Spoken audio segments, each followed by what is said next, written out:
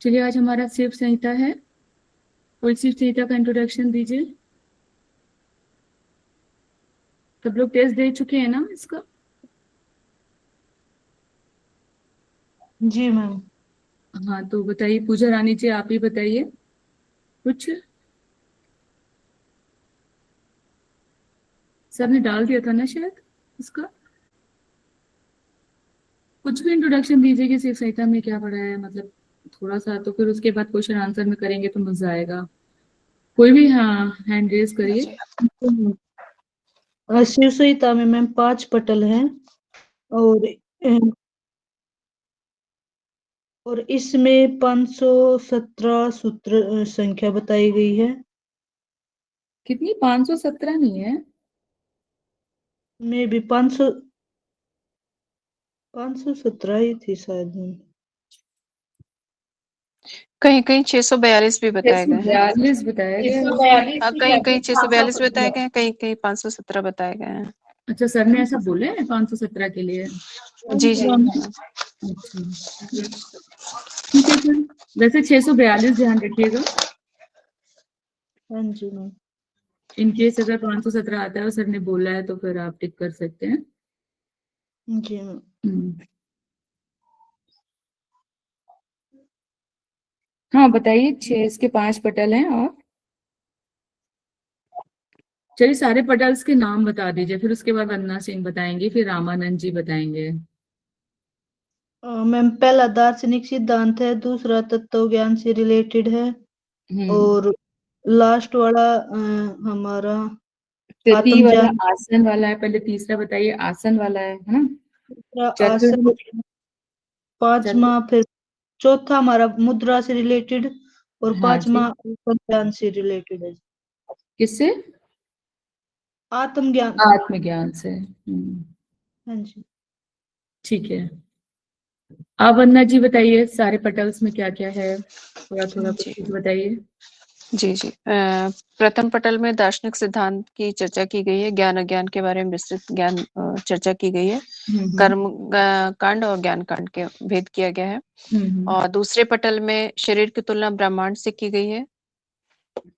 तीसरे पटल में 10 प्राण और पौनाभ्यास और योग की 4 अवस्थाओं और आसनों के बारे में बताया गया है। चतुर्थ पटल में 10 मुद्राओं का वर्णन है। पांचवें पटल में आत्म साक्षात्कार की चर्चा है कि आत्म साक्षात्कार कैसे होता है। ठीक है। साधक के प्रकार भी बताए गए हैं इसमें 4 प्रकार के, मृदु, मध्य, अधिमात्र, अधिमात्रतम और षट चक्रों की भी चर्चा है।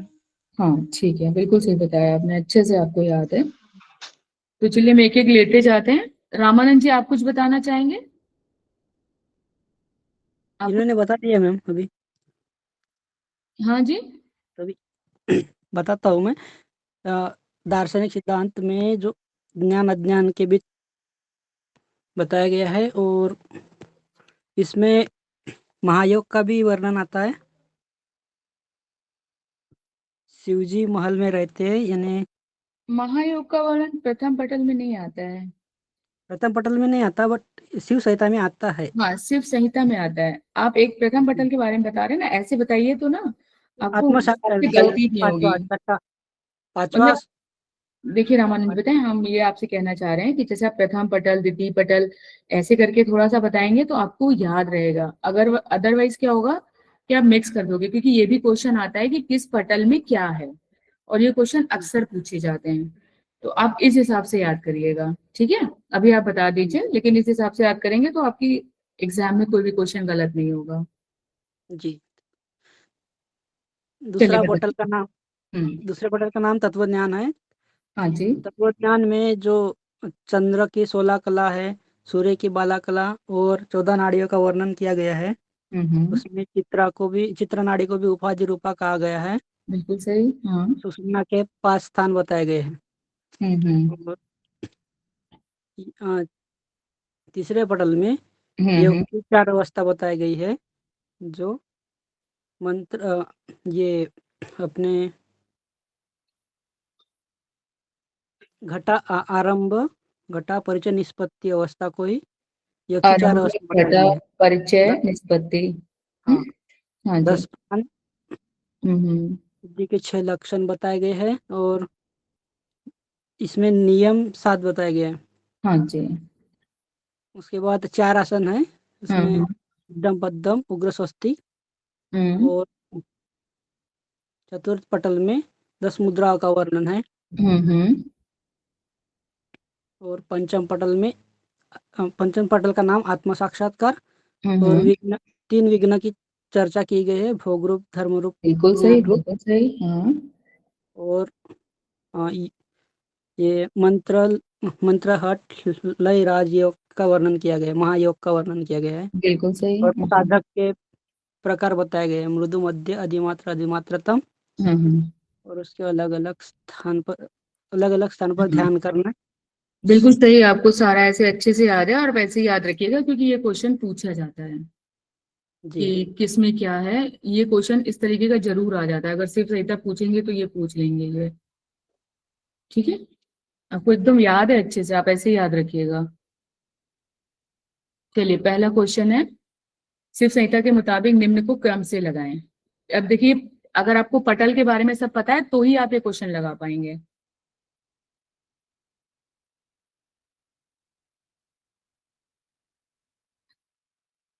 बताइए, हाँ बताइए रामानंद जी, आप ही बताइए।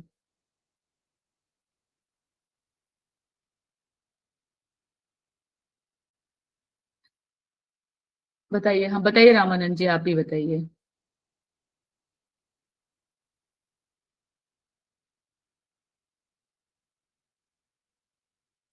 सबसे पहले क्या अच्छा आएगा? आएगा, पहला ही ऑप्शन आएगा इसका। हाँ हाँ, बताइए, स्टार्टिंग से बताते जाइए। पहला ऑप्शन एकदम ठीक है, बताइए। सिद्ध आसन के बारे में पहला, उसके बाद डी सुषुम्ना के 5 स्थान, हम्म। उसके बाद सी, सॉरी, पहले पहले महाभूत के गुण है, पहले ई दार्शनिक। आएगा, महाभूत, महाभूत हम्म। के गुण, हम्म। फिर डी आएगा हम्म। सुषुम्ना के 5 स्थान, फिर सी हम्म। आएगा आसनों के नाम हाँ 4, हाँ। उसके बाद ये आएगा शांकर योग, और लास्ट में डाकिनी हाकिनी, जो हाँ, जो स्वाधार चक्र से में। लेके हाँ, आज्ञा चक्र तक जो नाम लिखे लिए नाम है, गए हैं। हाँ जी हाँ जी। और इस तरह के क्वेश्चन ये बहुत आते हैं, मतलब ये पटल के अलग अलग ऐसे कुछ कुछ निकाल के उसका सीक्वेंस पूछते हैं। तो अगर आपके किस पटल में क्या है आपके दिमाग में रहेगा तो आप आसानी से कर लोगे, हल्का सा भी ध्यान दे दोगे तो कोई दिक्कत नहीं आएगी। चलिए, कोई पढ़िए इसको, किस पटल में क्या क्या है। जिसको नहीं याद है वो हैंड रेज करे और इसको पढ़े, तो सबको याद, रिवाइज हो जाएगा और उनको याद हो जाएगा। जी मैम, मैं पढ़ूं? हाँ रितु जी, आप रितु जी है ना? हाँ बताइए। नहीं, पूजा जी। पूजा जी, आपको तो ऐसे याद है, चलिए आप ही पढ़िए। मैं पढ़ूं मैम? हाँ पढ़िए, गोपाल जी आप पढ़िए, पूजा जी आप रहने दीजिए। प्रथम पटल है दार्शनिक सिद्धांत। हम्म। ज्ञान और अज्ञान के बीच भेद कर्म मुक्ति का मार्ग नहीं है। आत्मज्ञान ही परम मार्ग है। ब्रह्म और माया, आकाश, आकाश से महाभूत की उत्पत्ति, हम्म। ये प्रथम पटल में है। हम्म। द्वितीय पटल में है तत्व ज्ञान।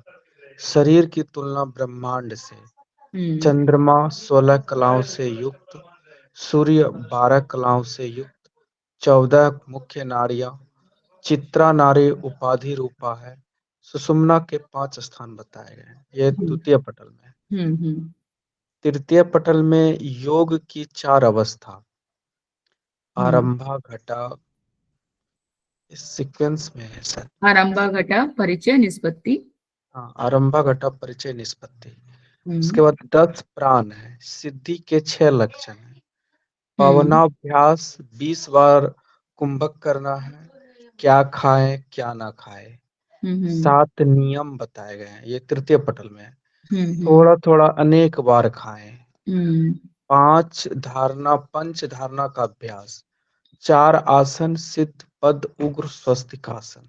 हम्म। सिद्ध मतलब सिद्धासन हो गया, पद मतलब पद्मासन, उग्र मतलब उग्रासन। उग्रासन, हम्म। स्वस्तिकासन। ये और तृतीय पटल। उग्रासन को और भी कोई नाम है एक?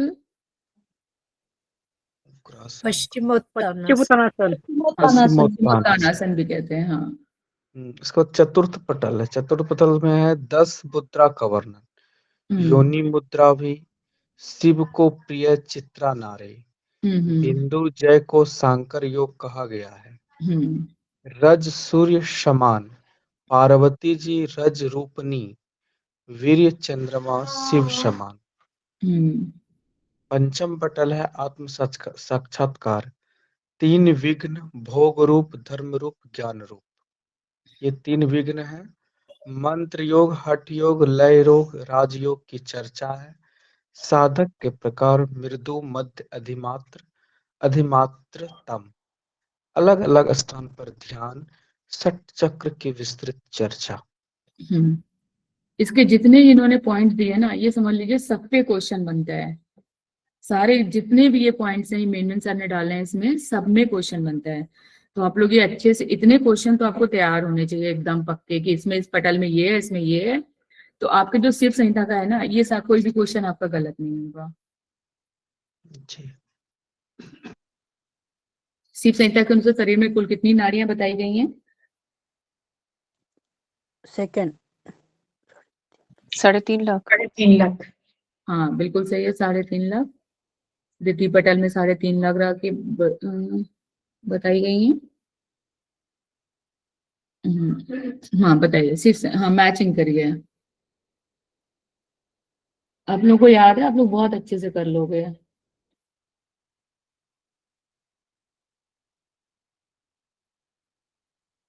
कुंभक का अभ्यास 20 बार। शरीर उपाधि रूपा 4th ऑप्शन है। फोर्थ उपाधि रूपा किसको कहा गया है? चित्रा नाड़ी को। चित्रा नाड़ी को। चित्रा नाड़ी को। और कुंभक का अभ्यास 20 बार। वरणा किसे कहा गया है? ईड़ा। असी किसे कहा गया है? पिंगला को। 4th option. अगर आप नहीं भी बस आपने फटाफट निकाला, आप निकाल लोगे, इसमें कुछ आपको ज्यादा देखने की जरूरत नहीं है। याद है तो सब कर लोगे। शिव संहिता के मुताबिक विधि कर्म के मुताबिक निम्न में से कौन सा नहीं है? विधि कर्म में कौन सा नहीं है? निषेध नहीं है, नित्य नैमित्तिक और काम्य है। निषेध नहीं है। हाँ, इसमें निषेध नहीं है। और ज्ञान कर्म में कौन कौन से 2 बताए गए हैं? कर्म कांड में, सॉरी, 2 बताए गए ना, निषेध और विधि और निषेध। और वेद 2 बताए गए, कौन से? कर्म कांड और ज्ञान कांड। कर्म कांड और ज्ञान कांड। अब कोई एक सीक्वेंस पूरा इसका बता दीजिए, कैसे चला है? पहले वेद कब होगा बताइए? कर्म कांड। जी मैम, कर्म कांड 3 प्रकार के हैं, नित्य नैमित्तिक और ये जो काम्य है, और जो नहीं ऐसे नहीं। पहले वेद 2 प्रकार के बांटा गया है, कर्म कांड और ज्ञान कांड। फिर कर्म कांड को 2 भागों में बांटा गया है, निषेध और विधि। फिर है ना, फिर विधि को भी 3 प्रकार से बांटा हुआ है। नित्य, नैमित्तिक और काम्य। हम ये सीक्वेंस पूछ रहे थे, ठीक है? तो खुद क्लियर है ना ये? Yes ma'am. ये देखिए, इसका सारा आ भी गया। ये जिसको ना हो वो एक बार जल्दी से पढ़ सकता है। अगर क्लियर है तो आगे बढ़े हम। थम्स अप करिए आप लोग। अगर सबको ये क्लियर है बिल्कुल, तो आगे बढ़ते हैं, क्योंकि बहुत सरल चीज है लेकिन आनी चाहिए। चलिए ठीक है।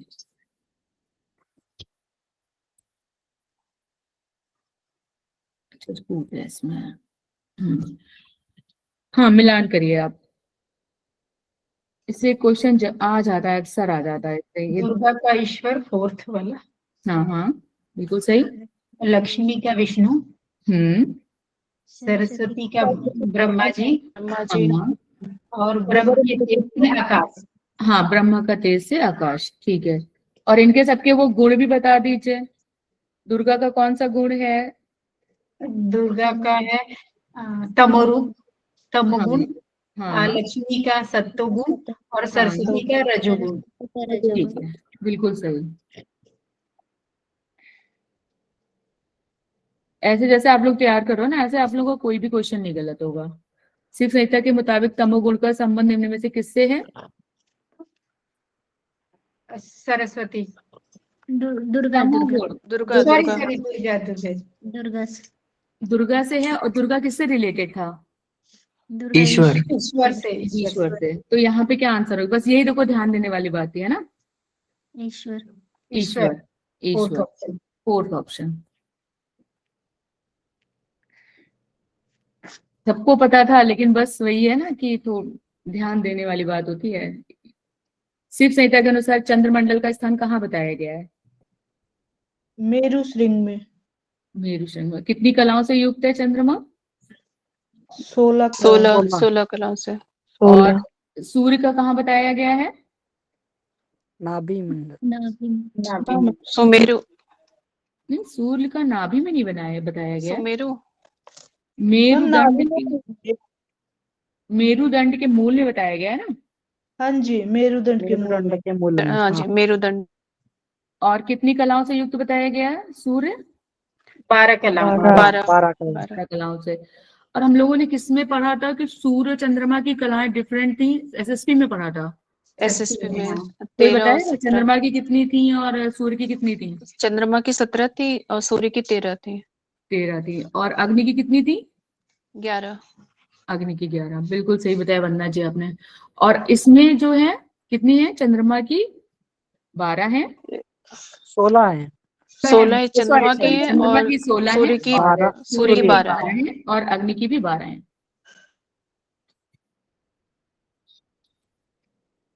अब इसके बाद के आपके क्वेश्चन अपने आप ही होगा। इसी तरह सूर्य का स्थान बताया गया, बताइए। मेरु श्रृंग नहीं नहीं नहीं नहीं, ये तो चंद्रमा का है। किसने बताया नीचे में गलत? मूलाधार चक्र। नीचे में मूलाधार में मैम। नाभि कमल। मूलाधार। मूलाधार नाभि में में होगा। कौन बोला भाई? Fourth option. हाँ रामानंद जी आपने सही बताया। नाभि किसने बताया? मैंने बोला था मैम। अच्छा, प्रतिमा जी आपने बोला। नाभि में नहीं है, मूलाधार है, ये ध्यान रखिएगा, है ना। जी जी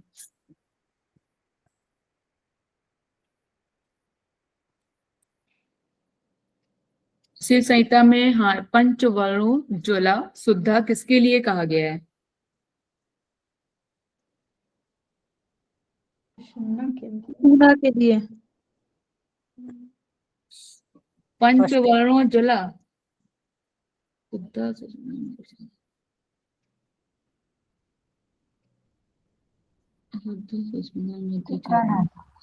उपाधि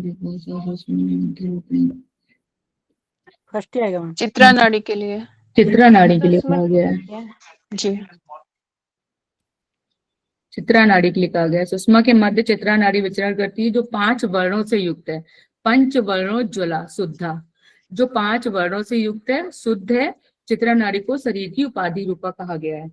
तो इसे उपाधि रूपा से कई बार क्वेश्चन पूछा जा चुका है ऑलरेडी, तो आप लोग यहाँ पे अंडरलाइन कर लो। इस तरह से पूछा जा सकता है कि पंचवर्णों ज्वला, ठीक है, क्योंकि इससे बहुत कंफ्यूजन हो सकती है। सुषमना का यहाँ पे जिक्र है श्लोक में, तो लोग सुषमना में टिक कर सकते हैं। और एक चीज में और ध्यान कर लीजिए कि ये पंचवर्णों ज्वला यानी चित्रा नाड़ी का जो वर्ण है वो किस पटल में है, ये भी बहुत इंपॉर्टेंट है, इसको भी अंडरलाइन कर लीजिए।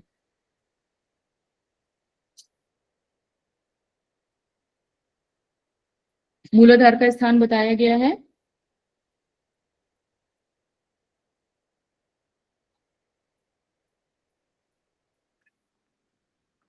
हाँ बताइए रामानंद जी। गुदामाग से 2 अंगुल ऊपर, मेड से 2 अंगुल नीचे। एकदम सही है। और कितने विस्तार वाला है इसमें, ये भी एक क्वेश्चन जुड़ा हुआ है, इसमें पूछा नहीं है। 4 अंगुल विस्तार वाला। हाँ, 4 अंगुल विस्तार वाला।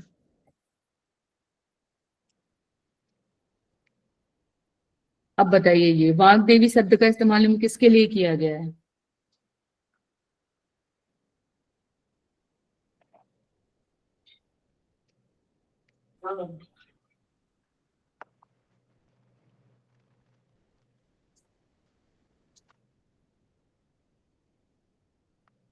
रमानंद जी आपने बताने के लिए हैंड रेज किया है, तो बताइए।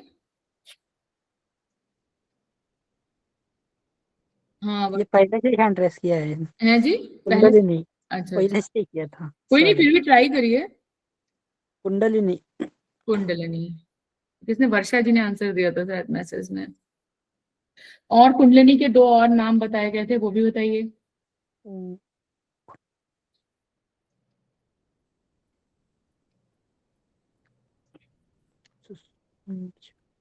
विद्युलता और परदेवता मैम, हाँ बिल्कुल और सही। वाग्देवी। हाँ जी।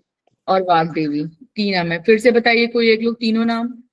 पूजा जी ने बताया, पूजा, अगर कोई नहीं बता पा रहा तो पूजा जी आप फिर से रिपीट करिए। विद्युलता और विद्युलता, परदेवता और वाग्देवी। हाँ वाग्देवी। ठीक है, ये नाम याद रखिएगा, ये भी इंपॉर्टेंट है, अंडरलाइन कर लीजिए ये क्वेश्चन। शिव संहिता के अनुसार नित्य वैश्वानर अग्नि में किसका हवन करना चाहिए? नित्य विधि पूर्वक अन्न का। अन्न का। विधि पूर्वक अन्न का, और किसके निर्देश के द्वारा करना चाहिए? इसमें क्वेश्चन बन सकता है, शिव संहिता में नित्य वैश्वानर अग्नि का हवन किसके निर्देश के द्वारा करना चाहिए? गुरु के हाँ, निर्देश से। गुरु के निर्देश। इसमें ऐसे कुछ भी ऑप्शन बना सकते हैं, भगवान, ईश्वर, गुरु, है ना। तो ये दोनों चीज याद रखिएगा। ये शिव संहिता में वासना से अलंकृत प्राण का निवास स्थान कहाँ बताया गया है? ये तो आसान है।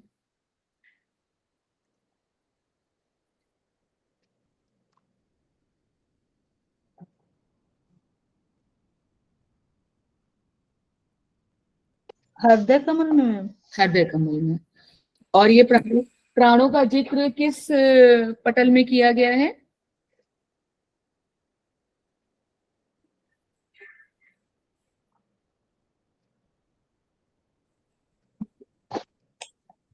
थर्ड पटल में। तृतीय पटल। प्राणों का जिक्र किसमें किया गया? चतुर्थ पटल में। तृतीय पटल में। ठीक है। और मुद्रा का जिक्र किस पटल में किया गया है? चतुर्थ। चतुर्थ। चतुर्थ में। आसन का किस में किया गया है? चतुर्थ में। नहीं, थर्ड में। चतुर्थ में नहीं है, आसन का थर्ड में किया गया है। थर्ड में। और नाड़ियों का किस में किया गया है? सेकंड में। सेकंड में। ठीक है, ऐसे याद रखिएगा।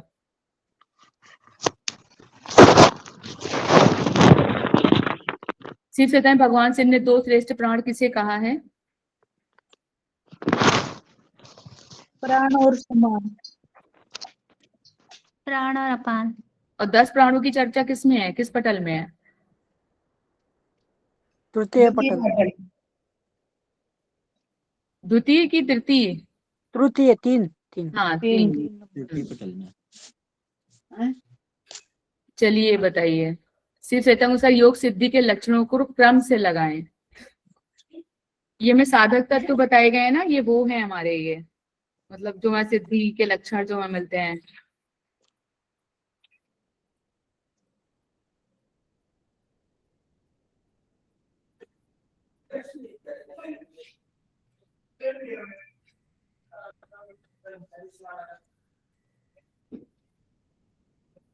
पहले तो ये ध्यान करिए कि किस पटल में बताए गए हैं सिद्धि के लक्षण।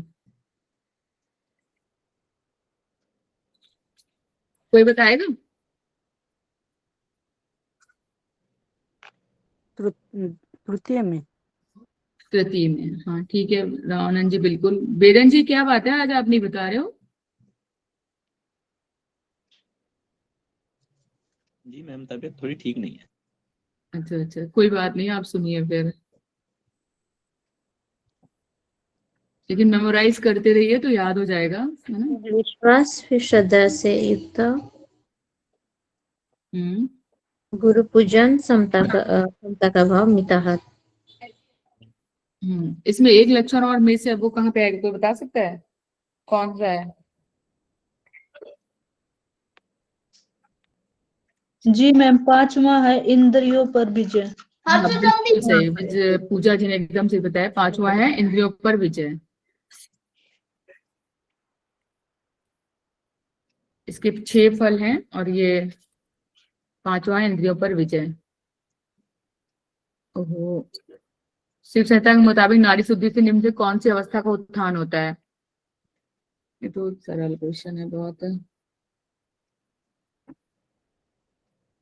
जब नाड़ी शुद्धि होती है तो सबसे पहले कौन सी अवस्था आती है? आरंभ अवस्था। आरंभावस्था। अभ्यास करने पर जब नाड़ी शुद्धि हो जाती है तो सारे दोष मिट जाते हैं और आरंभावस्था संभव हो जाती है, स्टार्ट हो जाती है। समकाय, सुगंधित, सुकांति, स्वर साधक किस अभ्यास के लिए कहा गया है? नाड़ी शुद्धि के लिए। नाड़ी शुद्धि। हाँ, नाड़ी शुद्धि के लिए। किसने बताया?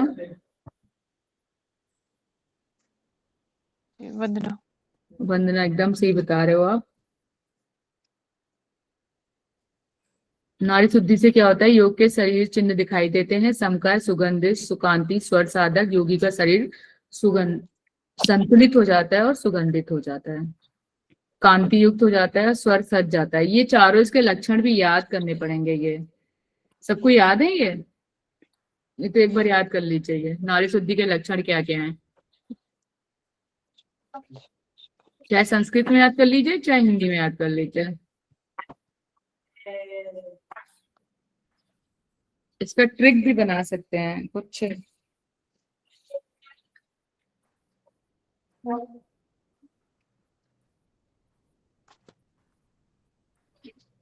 कोई पढ़िए इसको भाई, कोई पढ़िए। सबको याद है ये चारों? समकाया, सुगंधित, सुकांति, स्वर साधक। हाँ, ये लक्षण नाड़ी शुद्धि के किसी ना किसी के पूछे जाते हैं। इतने सारे ग्रंथ हैं, उनमें से एक या दो का तो नाड़ी लक्ष्य शुद्धि पूछा ही जाता है, तो ये याद होने चाहिए ये। ठीक है, सीक्वेंस में भी। हाँ सीक्वेंस में वो भी। एक क्वेश्चन तो इसका आते ही आता है, अब किसका पूछने नहीं बता सकते, लेकिन आता है ये क्वेश्चन एक दो। तो सबको याद है ये कि अगर याद करना चाहो तो एक दो लोग, सब लोग बार बार बोल लो तो सबको याद हो जाएगा। समकाय, सुगंधित, सुक्रांति, स्वर साधक। स्वर साधक। समकाय यानी कि शरीर जो है समकाय स्थिति में, बैलेंस है पूरा, सुगंधित है, सुकांति सुंदर है और स्वर सध जाता है। तो योगी का शरीर संतुलित हो जाता है, सुगंधित हो जाता है, कांति युक्त हो जाता है और स्वर सज जाता है।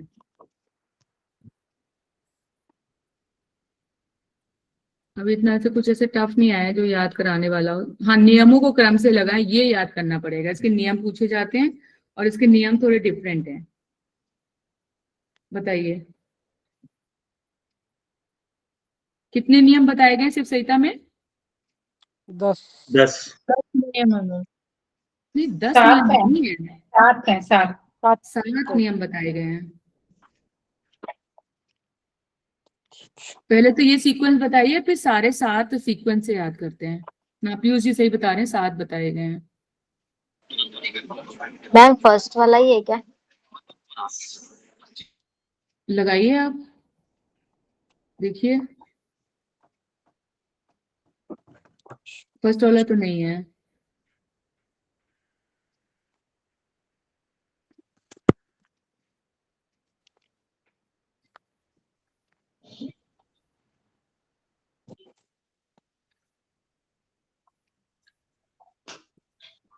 शिव संहिता बहुत अच्छे से करिए। कभी कभी शिव संहिता पकड़ लेते हैं एनटीए वाले, पूरे बहुत सारे क्वेश्चन शिव संहिता से उठा के दे देते हैं।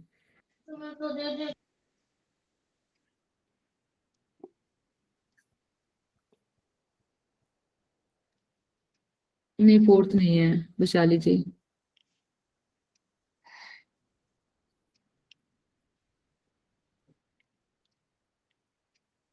किसी को है ये? धृति से शुरू होगा। धृति, तप, धैर्य, क्षमा, तप, शौच, सोच, ही मति, पुरुषवन। मति। धृति, क्षमा, तप, शौच, ही मति, गुरु सेवन। गुरु सेकंड सेवन ऑप्शन है क्या? सेकंड ऑप्शन होगा। धृति, क्षमा, तप, शौच, ही मति, गुरु सेवन। बोलिए। धैर्य, क्षमा, धृति, क्षमा, तप, तप, शौच, ही मति, गुरु मति, सेवन। गुरु सेवन। हाँ, धृति, क्षमा, तप, शौच, ही मति, गुरु सेवन। धृति, क्षमा, तप, शौच, श्री मति, गुरु सेवा। धृति, क्षमा, तप, शौच, ही मति, गुरु सेवन।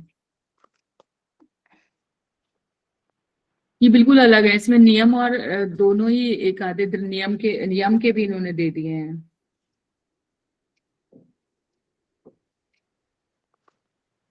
कोई और बोलेगा बिना देखे? धृति क्षमा शौच ह्रीमति नहीं गुरु। नहीं नहीं, धृति क्षमा तप शौच। हाँ, धृति क्षमा तप शौच ह्रीमति और गुरु गुरु वंदन नहीं, गुरु हाँ, गुरु सेवन, सेवन। गुरु वंदना, हाँ कुछ भी गुरु बोले। सेवन। हाँ बिल्कुल सही स्वाति जी। और कौन बोलेगा? जी मैम, धृतिमति तप शौच हीनमति गुरु शौच। गुरु सेवन। गुरु सेवन। चलिए आप बोले गोपाल जी, आप ठीक से बोलिए आप।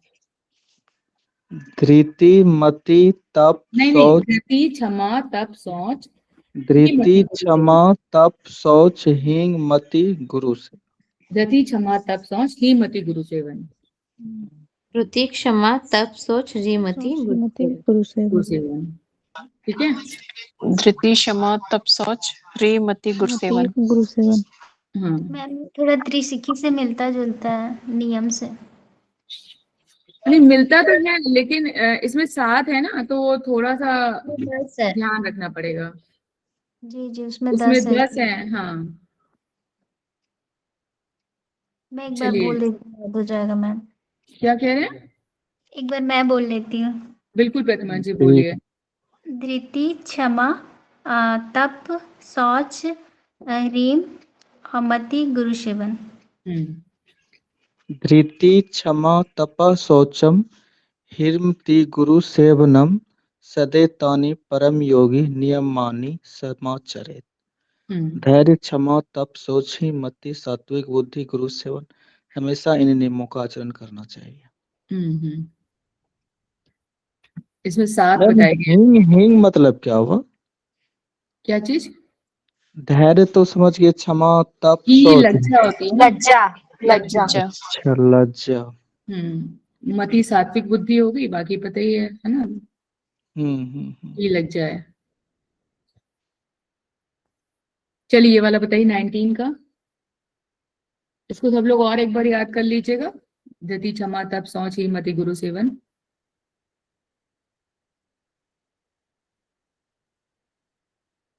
इसमें ये पढ़ा है ना आप लोगों ने कि शिव सहायता को सर कौन से खाद्य पदार्थ वर्जित हैं, कौन से खाने हैं? इसमें वर्जित है।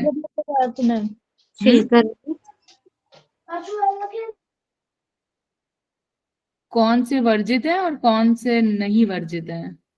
सरसों से बने पदार्थ तो वर्जित है। चूना रहित पान खाना है। ये क्वेश्चन छिलका रहित पदार्थ तो खाना है, ये वर्जित है। दूध, घी, दूध, कपूर तो खाना है। हाँ ये खाना है। चूना रहित पान वर्जित नहीं है। सरसों के तेल से बने पदार्थ नहीं खाना है। सरसों से बने पदार्थ नहीं खाना है। हाँ सरसों से बने पदार्थ नहीं खाना, जिसमें चूना नहीं है लगा, रहित मीन्स जिसमें चूना नहीं लगा है, तो वो पान वो खाना है। वो खाना है जी। हाँ। और ये कई बार एंटी ऐसे पूछते हैं चूना सहित पान, तो जल्दी जल्दी में हम लोग गड़बड़ कर देते हैं चूना सहित पान, क्योंकि हमने पढ़ा होता है रहित पान। तो ये ध्यान रखिएगा। और ये क्वेश्चन 2-3 बार पूछा जा चुका है, वर्जित और नॉन वर्जित। ये देखिए क्या खाएं क्या ना खाएं, एक बार पढ़ लीजिए। और एक तृतीय पटल में इसका जिक्र है। क्या ना खाएं? खट्टा, तीखा, नमकीन, रूखा, सरसों से बने पदार्थ, तेल, जलन करने वाले पदार्थ ना खाएं। तो सीधा सीधा मतलब इसमें जो चीजें नुकसान करती हैं। और क्या खाएं? घी, दूध, मीठा भोजन, चूना रहित पान, कपूर, छिलका रहित पदार्थ, स्निग्ध मतलब जो चिकना है वो खाना है। ये बताइए शिव संहिता के अनुसार पूर्ण अर्जित पाप पुण्य रूपी दोष से निम्न से किससे दोष दूर होते हैं? पाप पुण्य रूपी दोष।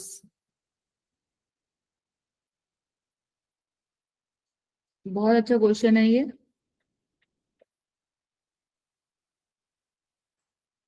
16 मात्रा वाले प्राणायाम। हाँ 16 मात्रा वाले प्राणायाम से पाप पुण्य रूपी भोग जो है दूर हो जाते हैं। पूर्व अर्जित जो पहले से हमारे मतलब अर्जित पाप पुण्य रूपी जो भोग हैं वो हमारे दूर हो जाते हैं। तो ये इसमें ये भी क्वेश्चन पूछा जाता है कि शिव संहिता के अनुसार कितनी मात्रा वाले प्राणायाम का जिक्र है। ये क्वेश्चन भी इसमें आता है। 2-3 तरीके से 16 मात्रा प्राणायाम वाला पूछा जाता है, तो आप ये ध्यान रखिएगा। शिव संहिता के मुताबिक नाद बिंदु 1 होने की बात किस अवस्था में कही गई है?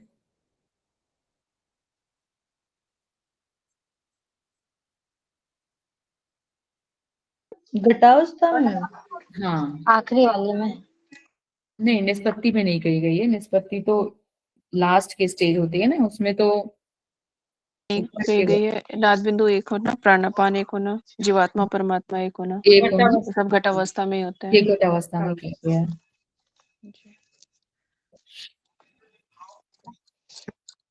निष्पत्ति अवस्था में पंच धारणा की सिद्धि बताई गई है। अनादि कर्म बीज नष्ट हो जाते हैं समाधि इच्छा अनुसार, मतलब लास्ट का है ना, सभी चक्रों का भेदन हो जाता है, ये निष्पत्ति अवस्था का है।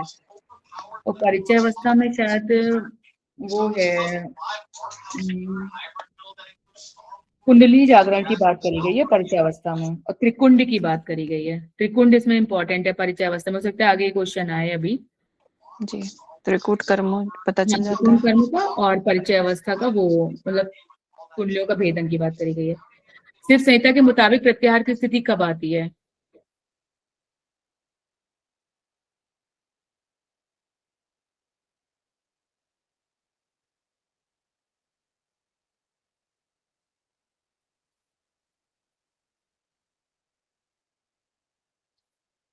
बताइए वंदना जी।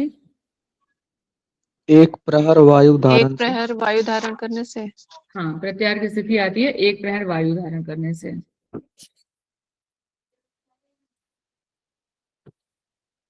जब एक प्रहर तक वायु धारण क्षमता आ जाती है तब प्रत्याहार की स्थिति आ जाती है। शिवसत्ता के मुताबिक योगी त्रिकुट कर्म को किस अवस्था में जान लेता है? आ गया ये क्वेश्चन।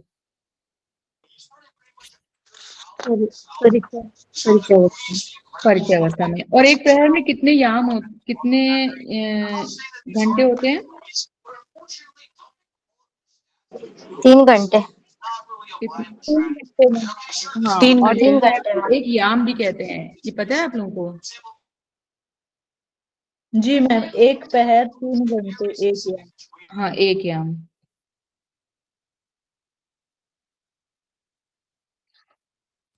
डेढ़ घंटे का अर्धयाम। हाँ, 1.5 घंटे का अर्धयाम। जब प्राण शक्ति ईड़ा पिंगला को त्याग कर स्थिर हो जाता है तो वायु सुषुम्ना के आकाश मार्ग में गमन करता है। क्रिया शक्ति के द्वारा चक्रों का भेदन सुनिश्चित होता है। अभ्यास योग से परिचयावस्था होने पर त्रिकुट कर्म को जान लेता है। निम्न से किस अभ्यास से योगी को निष्पत्ति अवस्था की प्राप्ति होती है?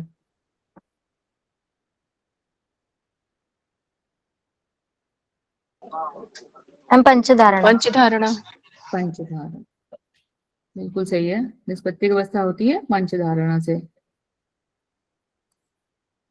ये सारे अच्छा सारे दे दिए हैं। हाँ, तो अब चलो ये सारे पढ़ लेते हैं। हाँ, पढ़िए, कोई पढ़िए इसको, सबको रिवाइज हो जाएगा। चारों अवस्था एक साथ देख लेते हैं। आरंभ आरंभावस्था नारी शुद्धि से सभी दोष दूर होते हैं। घटावस्था से प्राण अपान नाद बिंदु जीवात्मा परमात्मा का लय होता है। परिचयावस्था से प्राण वायु ईड़ा पिंगला को त्याग कर स्थिर हो जाता है। कुंडली जागरण सिर्फ काव्यों का भोग बाकी है। निष्पत्ति अवस्था पंचधारणा की सिद्धि अनादि कर्म बीज नष्ट हो जाता है। समाधि इच्छा अनुसार हो जाती है। सभी चक्रों का भेदन, तो समाधि हो जाती है, सभी चक्रों का भेदन हो जाता है। मतलब निष्पत्ति में सभी चक्र का भेदन हो जाता है। पंचधारणा निष्पत्ति में। हाँ, पंचधारणा की सिद्धि से निष्पत्ति अवस्था आती है ना। ठीक है, पंचधारणा की जब वो करते हैं तो निष्पत्ति अवस्था आती है, वो लास्ट की स्टेज है, उसमें सभी चक्रों का भेदन हो जाता है और समाधि इच्छा अनुसार हो जाती है। किस मुद्रा के अभ्यास में योगी 6 महीने में कवि के समान क्षमतावान हो जाता है? अच्छा क्वेश्चन है ये, टिक कर लीजिए। राजदंत को दबाकर कुंडली ध्यान करने से। हाँ, राजदंत को दबाकर कुंडली ध्यान करने से कवि के समान हो जाता है। महीने का जिक्र नहीं था ना इसमें? है, अच्छा 6 महीने। हाँ हाँ, 6 महीने का। अच्छा क्वेश्चन है ये, कर लीजिए टिक। 6 यानी कि टीवी रोग दूर हो जाता है, ऐसा किसके अभ्यास के लिए किया जाता है? किस अभ्यास के लिए किया जाता है? महामुद्रा। नहीं, महामुद्रा नहीं है।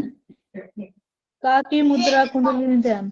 हाँ, कुंडली ध्यान में जब हम काकी मुद्रा का वायु ध्यान करते हैं तब हमारा टीबी रोग दूर हो जाता है।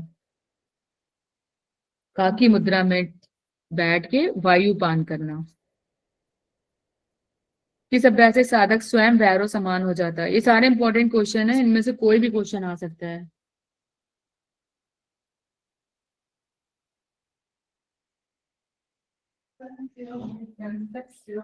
जब हम लोग भी एग्जाम दिए थे तो सब बीच बीच से बहुत अलग अलग टाइप के क्वेश्चन पूछे गए थे, मतलब ऐसे ही बीच बीच से निकाल के, जैसे ही इसमें क्वेश्चंस हैं। तो ये बहुत अच्छे क्वेश्चन हैं, आप लोग सारे इसमें टिक कर लीजिए इंपॉर्टेंट जो अभी ये आ रहे हैं। किस अभ्यास से साधक स्वयं भैरव समान हो जाता है?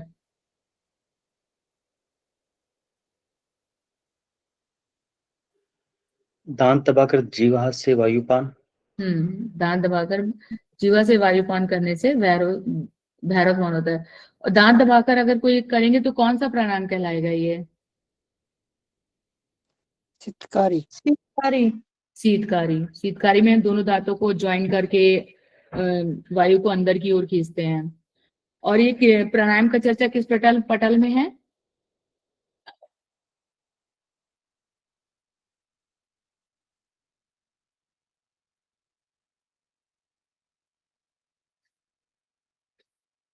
अरे अभी तो आप लोगों ने बताया था प्राणायाम की चर्चा किस पटल में है? हैं? तृतीय में। तीसरा पटल में मैम। तीसरे पटल में।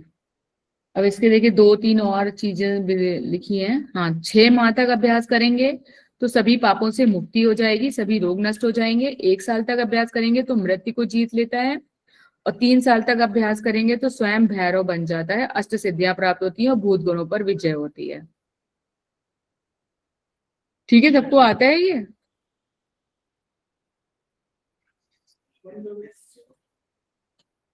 नहीं मैम। पढ़ लीजिए एक बार। 6 माह तक अभ्यास से सभी पापों से मुक्ति है, सभी रोग नष्ट। 1 साल तक अभ्यास से मृत्यु को जीत लेता है। 3 साल तक अभ्यास से स्वयं भैरव बन जाता है, अष्ट सिद्धियां प्राप्त, भूत गणों पर विजय।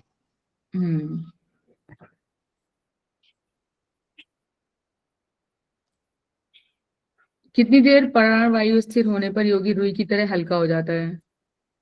बहुत अच्छी क्वेश्चन है। 8 दंड। 8 दंड, ये बीच में दिया हुआ है 8 दंड। 8 दंड यानी कि कितने घंटे? 3 घंटे। लिख लीजिए, 8 दंड यानी कि 3 घंटे तक प्राण स्थिर हो जाए तो साधक रुई की तरह हल्का हो जाता है। जी मैम।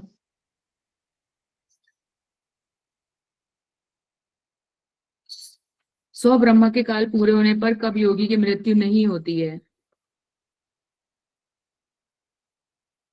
ये बात बहुत बार आ चुकी है, मतलब कई जगह पे ये बात पूछी गई है।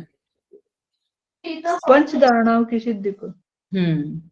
पंच धारणा की सिद्धि पर ब्रह्मा के 100 काल पूरे होने पर भी योगी की मृत्यु नहीं होती है। ब्रह्म हत्या चित्राणि त्रैलोक। अच्छा, ये तो तीसरा क्वेश्चन है। हाँ बताइए। ब्रह्म हत्या सहस्त्राणि त्रैलोक के मपि धातेत किस अभ्यास के लिए कहा गया है?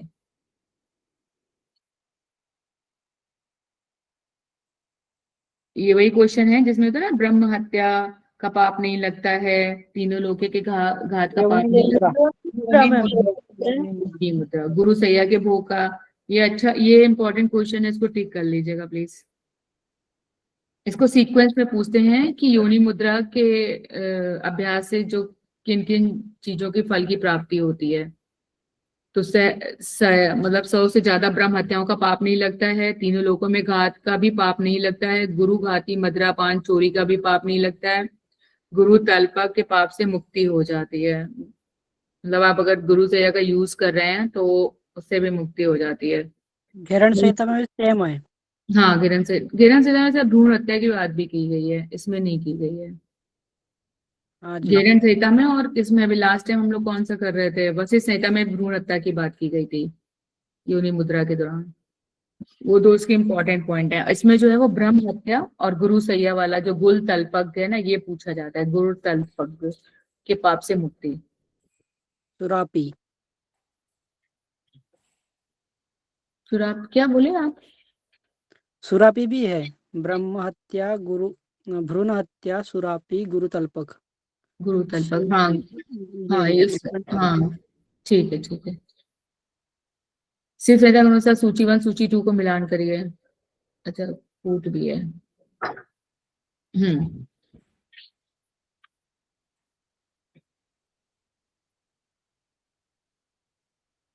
अब ये मुद्रा प्रकरण आ गया। मुद्रा प्रकरण किस पटल में है?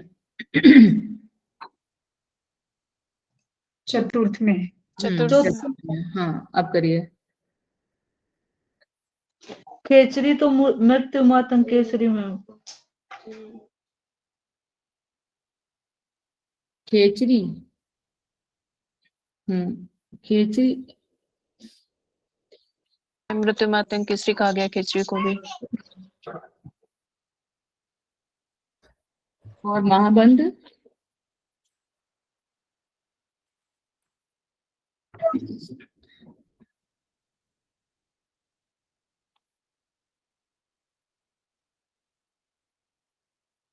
महाबंध का अस्थि पंजर से धन,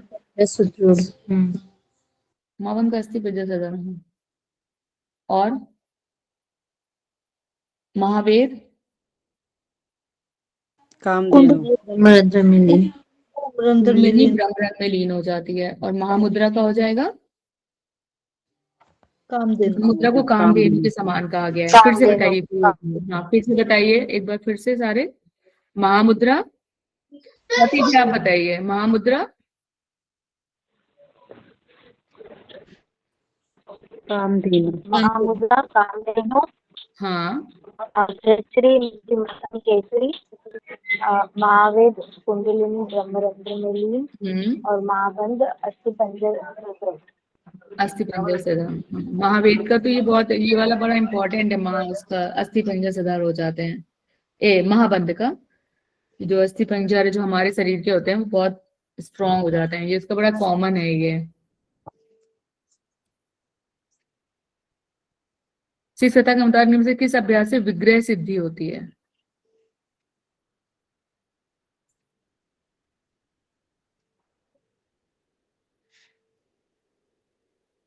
खेचरी से मैम। हाँ खेचरी से।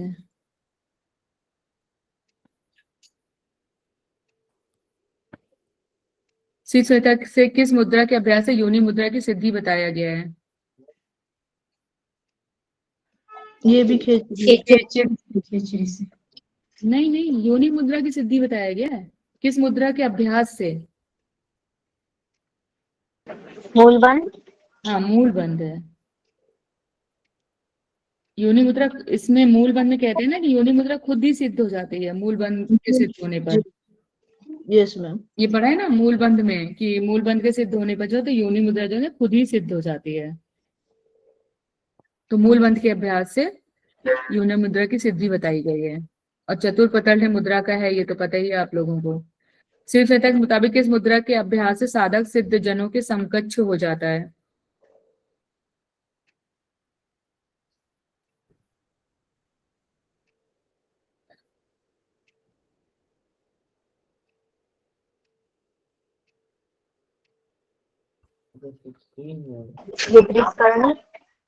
विपरीत करनी। आज बड़े कम लोग आए हैं, क्या हुआ है आज?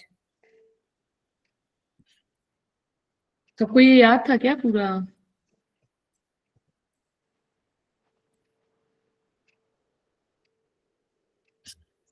शीर्ष सतह में नाभि चक्र की शुद्धि के लिए कौन सी मुद्रा का अभ्यास बताया गया है? उद्यान बंद। उद्यान बंद। उद्यान बंद मैम। उद्यान बंद। उद्यान बंद सीधे से नाभि जो साधक इसमें बताया क्या नाभि और कुछ बता सकते हैं उद्यान बंद का क्या क्या है इसका?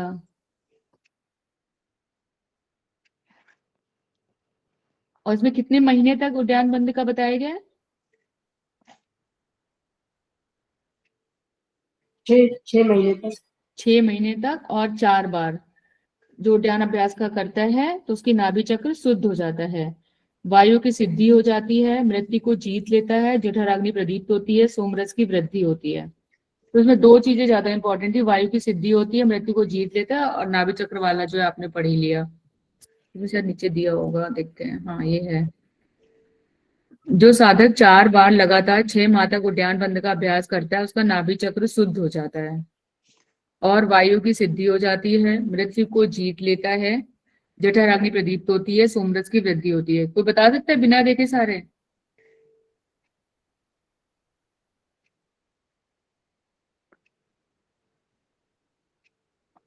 इसका टेस्ट अभी हुआ था कि पहले हो चुका है आप लोगों का? काफी टाइम हो गया है। काफी टाइम हो गया मैम। पहले तो उसको रिवाइज कर लीजिए अभी एक बार, ये उद्यान बंद वाला।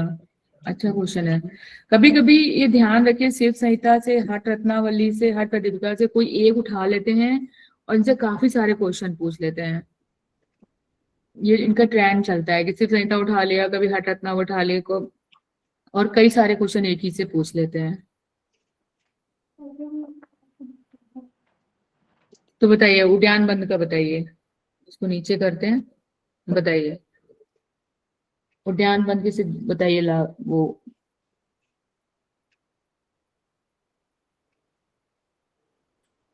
सबसे पहला नाभि चक्र शुद्ध हो जाता है 6 महीने की प्रैक्टिस से, 6 महीने की प्रैक्टिस से। वायु की सिद्धि होती है, मृत्यु को जीत लेता है, जठराग्नि प्रदीप्त होती है और सोमरसों की वृद्धि होती है। एक और इसमें इम्पोर्टेंट पॉइंट ये है मैम, मृत्यु मातंग केसरी भी कहा गया है यहाँ पे उद्यान बंद को। हाँ ये तो उद्यान बंद को मुझे लगता है सभी जगह कहा गया है, मतलब ये तो कॉमन इसका पॉइंट है मृत्यु मातंग केसरी बताने का। हाँ जी, दोनों को, खेचरी को और इसको दोनों केचरी को को भी कहा गया है। हाँ एक सबसे ज्यादा उपनिषद इसमें में जालंधर बंद को मृत्यु मातंग केसरी बोला। किसमें? जालंधर बंद इसमें नहीं, एक उपनिषद है, योग तत्व उपनिषद। हाँ योग तत्व उपनिषद में। हाँ इसमें तो वही मैंने, इसमें तो नहीं बोला, इसमें तो जालंधर वन का कुछ अलग ही है, लेकिन जालंधर वन का भी इसमें इम्पोर्टेंट है कुछ। जालंधर बंद का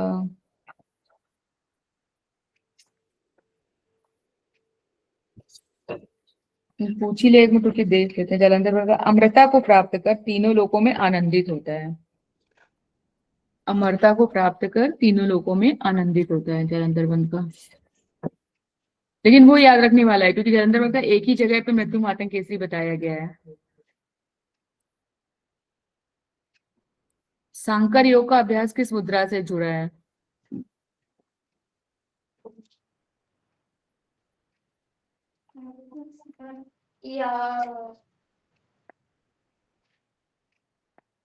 शक्ति चलेंगे। बजरोली से मैम। हाँ ब्रजरोली मुद्रा से, शक्ति चालनी से नहीं है शंकर योग का अभ्यास। वज्रोली से। हाँ वज्रोली से जुड़ा हुआ है शंकरचा। इसमें बताया गया है ना ये, इसमें ब्रजरोली में ये, और शंकर योग को ही सर्वोत्तम कहा गया है। बिंदु जय को शंकर योग कहा गया है ना, पता है आप लोगों को ना ये बात कि बिंदु जय को शंकर योग कहा गया और इसको सर्वोत्तम बताया गया है। जी मैम। हाँ ब्रजोली मुद्रा में कहा गया है शंकर योग को।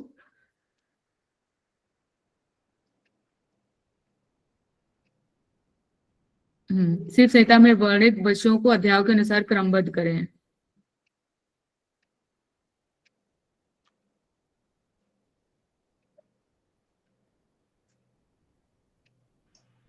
पहला दार्शनिक सिद्धांत, तत्व ज्ञान प्रकरण। हाँ जी, तत्व ज्ञान है। फिर तीसरा है फर्स्ट आएगा मुद्रा, योग की 4 अवस्थाएं और आत्म साक्षात्कार। आत्म साक्षात। योग की 4 अवस्थाएं आ गया है ना, तो फर्स्ट ऑप्शन हो जाएगा इस हिसाब से। इस तरह से क्वेश्चन घुमा घुमा के एक क्वेश्चन आ ही जाता है इसका शिव संहिता का, ध्यान रखिएगा। जब आप लोग पटल आप लोगों को क्लियर है तो आप लोग आराम से कर लोगे। ये योग की 4 अवस्थाएं हैं।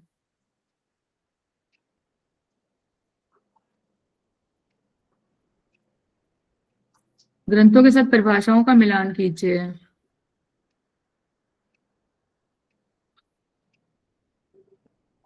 कठोपनिषद में मैम इंद्रियों की स्थिति धारणा ही योग है। हाँ भगवत गीता में दुखों के संयोग का वियोग ही योग है। महाउपनिषद में मन के परसमन का उपाय ही योग है। और हाँ शिव संहिता में शिव शक्ति का मिलन ही योग है। हाँ, इसके हिसाब से कौन सा हो गया? फर्स्ट ऑप्शन है इसका। कठोपनिषद में कहा गया इंद्रियों की स्थिति धारणा ही योग है। भगवत गीता में कहा गया है दुखों के संयोग का वियोग ही योग है। महोपनिषद में कहा गया है मन के प्रशमन का उपाय ही योग है। शिव संहिता में कहा गया है शिव शक्ति का मिलन ही योग है। क्या कोई कुछ बोल रहे हैं? शिव संहिता के किस पटल में वायु की चर्चा की गई है? तृतीय पटल में मैम।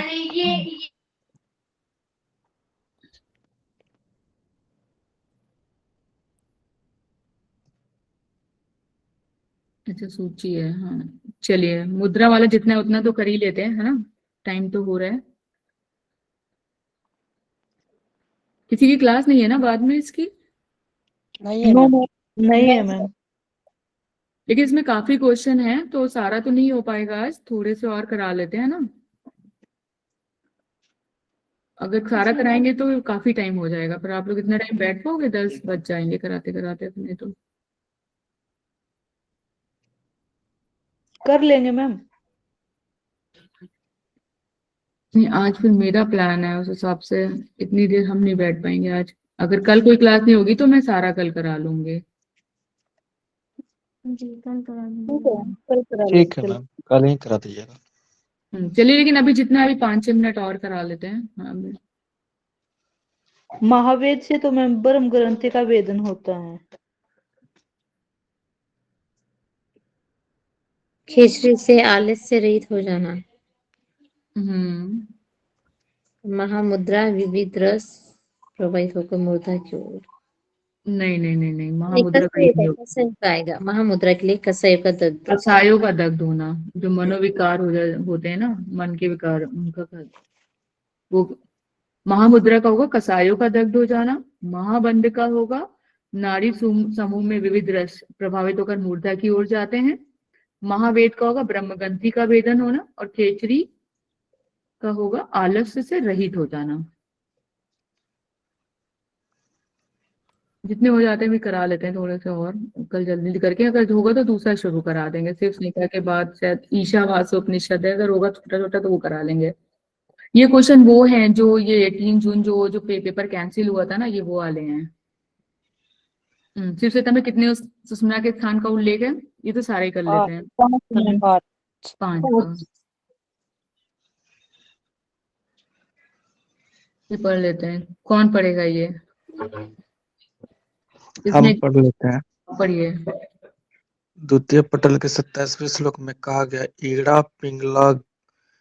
ईड़ा पिंगलज्ञोर मध्य सुषुम्ना या भवेत खलु षट स्थानेषु च षट शक्ति षट पद्यम योगिनी विदो। ईड़ा पिंगला के मध्य जो सुषुम्ना नाड़ी है उसके मध्य 6 स्थानों में 6 शक्तियों 6 पद्म है। यहाँ चक्र की बात है। फिर 28वें श्लोक में कहा गया है पंच स्थानम सुषुम्नायाम नमानि स्युर्वहुनि च प्रयोजन वसास्तानि ज्ञातव्यानि शास्त्रतः। अर्थात सुषुम्ना के 5 स्थान हैं और बहुत से नाम है। प्रयोजन वश यहाँ शास्त्र से ही ज्ञातव्य है। हाँ इसमें एक्चुअली लोग कंफ्यूज हो जाते हैं कि 6 यहाँ पे बताए गए हैं स्थान इस तरीके से, लेकिन यहाँ पे जो 6 स्थान नहीं बताए जा रहे हैं। में 6 स्थान वो जो चक्र के स्थान है ना, उनके बारे में बात हो रही है। तो जो सुषुम्ना के जो अपने स्थान है वो 5 बताए गए हैं। ये क्वेश्चन आया था, सुषुम्ना के कितने स्थान बताए गए हैं। ये सारे क्वेश्चन संहिता के अनुसार योग, अब मान लीजिए जितने ये क्वेश्चन आ रहे हैं ये सारे उस एक ही एग्जाम के हैं। शिव संहिता के अनुसार योग के निम्नांकित प्रकारों के क्रम को व्यवस्थित कीजिए।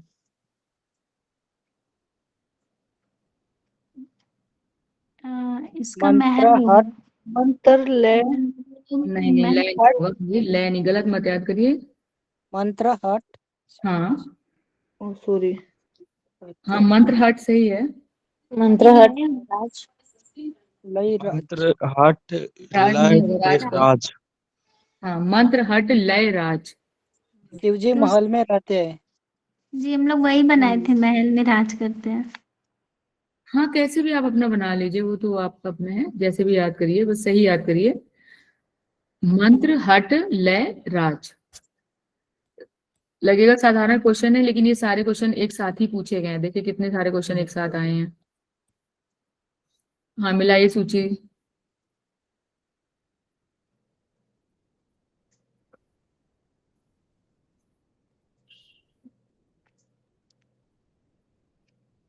Second option. सिद्धासन व्याधि विनाशनम सिद्धासन सिद्धिदायक सिद्धिदायकम। सिद्धासन। सिद्धिदायक पद्मासन। सर्वव्याधि विनाशनम। सर्वव्याधि सर्वव्याधि पश्चिमोत्तानासन। सर्व सिद्धि प्रजायते सर्व हाँ, सिद्धि प्रदायते स्वास्तिकासन। और सर्व सर्व दुख प्रणाशन। प्रणाशनम सर्व दुख प्रणाशनम। तो कौन सा ऑप्शन हो जाएगा हमारा? First option. First option. सिर्फ सतंगता सुषुम्ना नाड़ी में कौन सी नाड़ी स्थित है जिसके स्मरण मात्र से ब्रह्म ज्ञान की उत्पत्ति होती है? कुर्मा नाड़ी। नहीं, सुषुम्ना चित्रा नाड़ी में कौन सी नाड़ी स्थित है? पहले तो पहले सुषुम्ना नाड़ी में कौन सी नाड़ी बताई गई है? चित्रा नाड़ी। चित्रा नाड़ी। चित्रा नाड़ी। चित्रा नाड़ी चित्रा बताई नाड़ी। गई है। और उसके बाद से उसके ब्रह्म ज्ञान की उत्पत्ति है। और चित्र नाड़ी को और क्या कहा गया है? मम बल्लभा। चित्र नाड़ी को शिव बल्लभा कहा गया है ना? हाँ, मम बल्लभा वही शिव बल्लभा। शिव बल्लभा। और क्या क्या है, उसको उपाधि रूपा बोला गया है ना? और इसको एक बोला गया ना, अभी जो पहले ऊपर एक क्वेश्चन आया था, पंच वर्णोज्ज्वला। 5 वर्णों वाली, है ना? याद आया? पंच वर्णोज्ज्वला उपाधि रूपा कहा गया है। और ब्रह्म ज्ञान की उत्पत्ति मतलब सुषुम्ना के मध्य में स्थित होती है। और इसके बारे में क्या कहा गया है?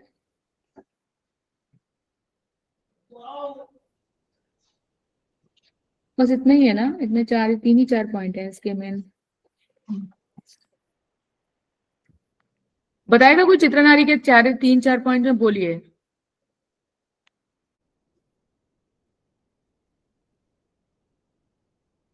अरे उपाधि रूपा कहा गया है इसको, है ना? चित्रनाड़ी को उपाधि रूपा शिव बल्लभा बोला गया है। हाँ, और पंचवर्णोज्ज्वला भी बोला मतलब इसके गया लिए प्रयोग किया जाता है। है। पंचवर्णोज्ज्वला। हाँ, और जो क्वेश्चन में है वो भी बोल दीजिए। इसके स्मरण मात्र से ब्रह्म ज्ञान की उत्पत्ति होती है। उत्पत्ति होती है। हाँ, तो चित्र नारी के आपके जितने क्वेश्चन भी आएंगे ये 3-4 तरीके से ये आपके क्लियर हो गए। मैम एक बार मैं लिख लेती हूँ, आप बोलेंगी क्या? हाँ, इसको उपाधि रूपा कहा गया है। उपाधि रूपा मम बल्लभा। और पंच वर्णोज्ज्वला 5 वर्णों वाली है। पंचवर्णोज्ज्वला। ये क्वेश्चन बहुत मुझे इंपॉर्टेंट लग रहा है। पंच वर्णोज्ज्वला ये आ सकता है इस बार, ये ध्यान रखिएगा। स्मरण से ब्रह्म ज्ञान की उत्पत्ति। ब्रह्म ज्ञान की उत्पत्ति होती है। देर हो जाती है तो लोग जाने लगते हैं फिर। सिर्फ संयुक्त मुक्ति की सिद्धि हेतु साधक की सर्वोत्तम अवस्था कौन सी है? ये तो आसान है। अधिमात्रतम। अधिमात्रतम। और इसका ये साधक के जो ये है मृदु माध्य, इनका जिक्र किस पटल में किया गया है? साधकों का जिक्र द्वितीय 5वें पटल में। हाँ, पंचम पटल में। द्वितीय किसने बोला था? सॉरी, मैंने बोला था। अच्छा, रामानंद जी ध्यान रखिए, पंचम पटल में साधक का वर्णन जो है वो पंचम पटल में है। हम इसलिए बार बार ये कर रहे हैं क्योंकि ये इस तरीके से पूछा ही जाता है। एक क्वेश्चन ऐसे पूछते ही हैं ये प्राण धारणा अभ्यास के लिए है। ये मृदु मध्य अधिमात्र अधिमात्रतम, इसका भी साल दिए गए ना, 3, 6, 9, ऐसा 12 साल तक मृदु। हाँ हाँ, 9, 12, 6। 9, 12, 6। हाँ, 12 मध्य का नहीं दिया गया ना शायद, इसमें मध्य का नहीं दिया गया। 12, 6 और 3। हाँ का दिया 12 साल तक, तो मध्य का नहीं दिया गया है, अधिमात्र का 6 साल तक, अधिमात्रम का 3 साल तक। जी। जहां भी अपना टिक कर लीजिए। इसमें एक ये खास बात है कि मध्य का कुछ भी नहीं दिया गया, कोई साल नहीं बताया गया है।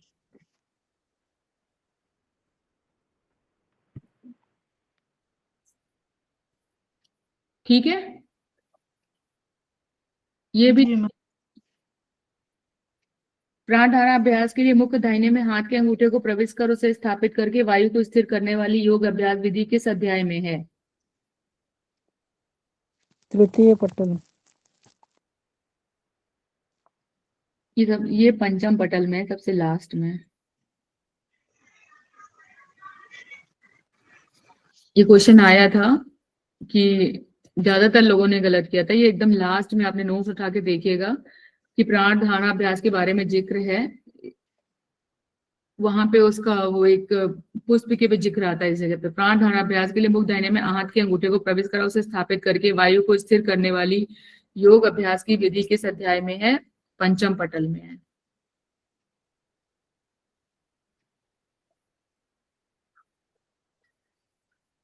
उससे देहचारी का जो प्राण वायु है बहता नहीं है, अर्थात स्थित रहता है। ऑप्शन 1 दिया है मैम। पंचम पटल ही तो बोले हैं मैंने, हाँ सॉरी। ऑप्शन 1 में ही तो पंचम पटल है। हाँ जी हाँ, मैंने फर्स्ट में देखा। ये इसका साकनी काकनी जो देवी है, इन सबका कहाँ पे दिया गया है जिक्र, किस पटल में दिया गया है? लास्ट में मैम, पंचम में। पंचम में, पंचम पटल में। 50 तक कर लेते हैं क्योंकि 80 क्वेश्चन है शायद, इसमें तो हो नहीं पाएगा। तो बताइए, सीक्वेंस लगाइए इसका। DR Dara first option DEB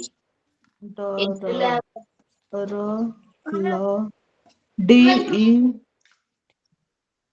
first option Dara फिर A और फिर लास्ट में आएगा C मैम। इसका एक वो भी था, एक कोई बड़ा अच्छा सा था, वो निमोनिक थे। कोई निमोनिक किसी को याद है इसका? हाँ भाई, डारा लाकर साहा। हाँ जी, दारा DRN डाकिनी डाकिनी राकिनी लाकिनी काकिनी शाकिनी हकिनी, ऐसा है। DRLKSH डरला का शाहू। हाँ, डर लाका साहू। हाँ, ये हम पूछ रहे थे, यही में याद नहीं आ रहा था। डर लाका साहू है इसका, डर लाका साहू। तो एकदम बना लेंगे, बनाइए जल्दी से। फर्स्ट ऑप्शन बताया ना, फिर से बोलिए एक बार।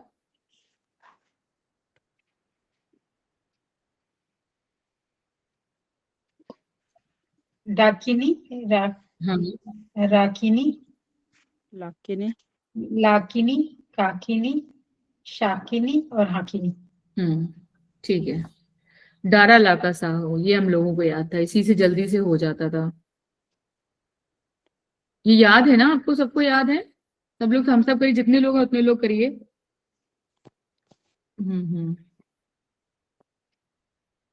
सब लोग फिर जा भी रहे हैं तो मुझे लग रहा है ज्यादा टाइम हो रहा है, सबके काम भी हैं। ये 2 और कर लेते हैं। शिवसेता में शिव और शक्ति के लिए किन शब्दों का प्रयोग किया गया है? बिंदु और रज। बिंदु और रज। रज।